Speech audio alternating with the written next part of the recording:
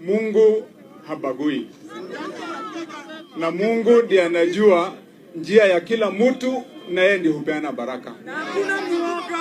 Mimi niwaambie ambao wanataka kujua kwa ufupi, mimi nilianza kazi hapa 1994 nikiwa kijana mdogo.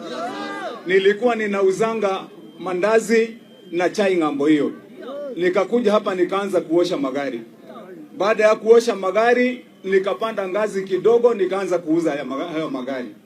Baada ya kuuza magari sasa ndio biashara, bado nikaanza mambo ya transport. Nimejilelea hapa kutoka kijana, na wakati nilikuja hapa nilienda mpaka kule kwa watu ya reli.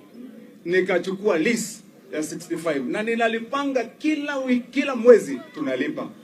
Lakini haya ambayo yametokea leo ni mipango ya siasa. And I'm asking myself, when will this political persecution end for me? Kwangu kama gavana wa Kiambu, hii mateso ya kisiasa itaisha ama itafika?